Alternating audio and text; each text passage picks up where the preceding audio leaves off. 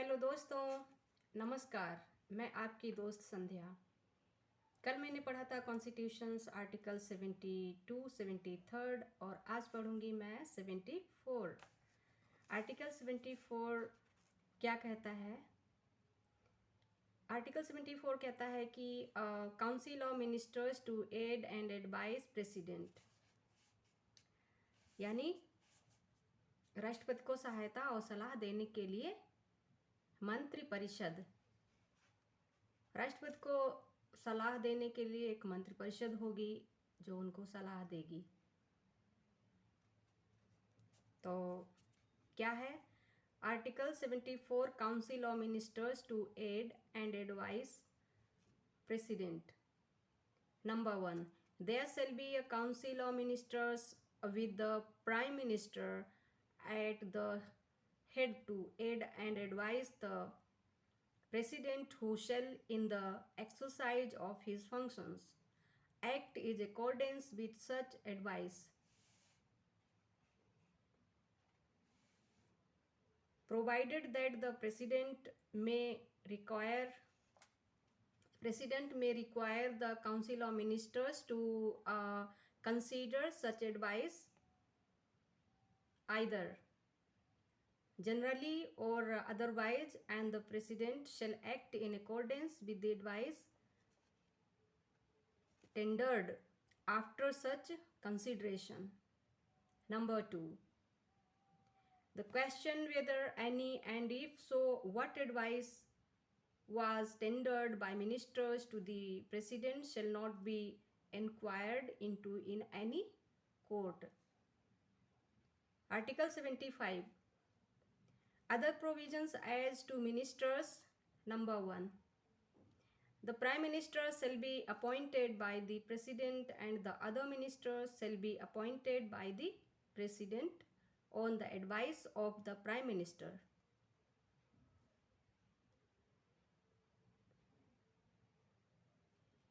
First A, the total number of ministers including the prime minister and the council of ministers shall not exceed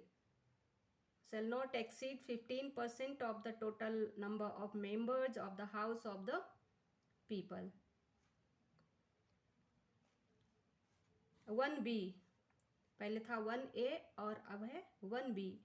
A member of the either house of parliament belonging to any political party who is disqualified for being a member of that house under paragraph 2nd of the 10th schedule shall also be disqualified to be appointed as a minister under clause 1st for duration of the period commencing from the date of his disqualification till the date on which the term of his office as such member would expire, or where he contests any election to either house of parliament before the expiry of such period till the date on which he is declared elected, whichever is earlier. Number 2, the minister shall hold office during the pleasure of the president. Number 3, the council of ministers shall be collectively responsible to the house of the people. Number 4, before a minister enters upon his office, the president shall administer to him the oath of office and secrecy according to the forms set out for the purpose in the 3rd schedule. Number 5, a minister who for any period of 6 consecutive months is not a member of either house of the parliament shall at the expiration of that period cease to be a minister. 6, the salaries and allowances of ministers shall be such as parliamentary may from time to time by law determine, and until parliament so determines shall be as specified in the 2nd schedule.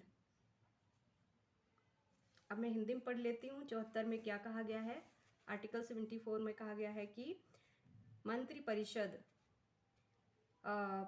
अनुच्छेद 74 में कहा गया है कि राष्ट्रपति को सहायता और सलाह देने के लिए मंत्रिपरिषद क्या है? नंबर 1, राष्ट्रपति को सहायता और सलाह देने के लिए एक मंत्रिपरिषद होगी जिसका प्रधान प्रधानमंत्री होगा।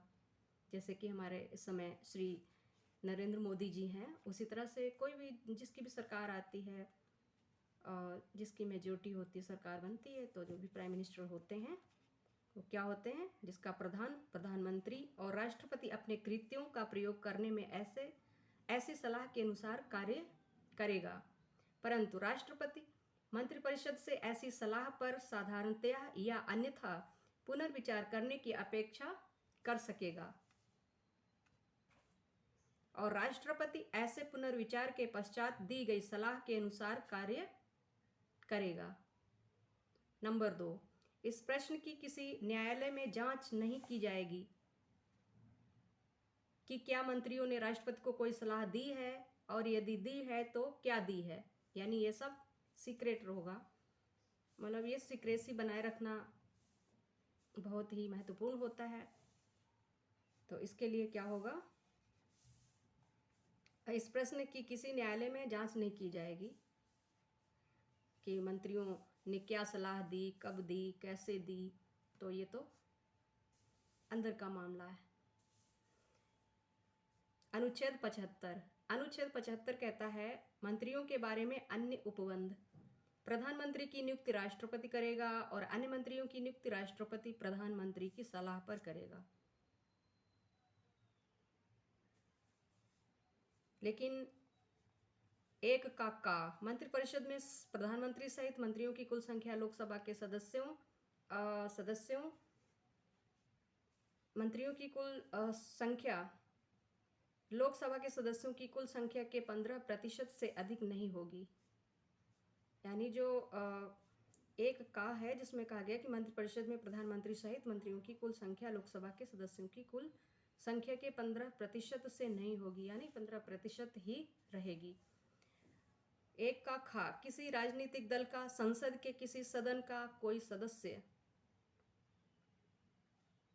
जो 10वीं अनुसूची के पैरा 2 के अधीन उस सदन का सदस्य होने के लिए निर्हरित है, अपनी निर्हरता की तारीख से आरंभ होने वाली और उस तारीख तक जिसको ऐसे सदस्य के रूप में उसकी पदावधि समाप्त होगी, या जहां वह ऐसी अवधि की समाप्ति के पूर्व संसद के किसी सदस्य के लिए निर्वाचन लड़ता है, उस तारीख तक जिसको वह निर्वाचित घोषित किया जाता है, इनमें से जो भी पूर्वोत्तर हो की अवधि के दौरान खंड 1 के अधीन मंत्री के रूप में नियुक्त किए जाने के लिए भी निहित होगा।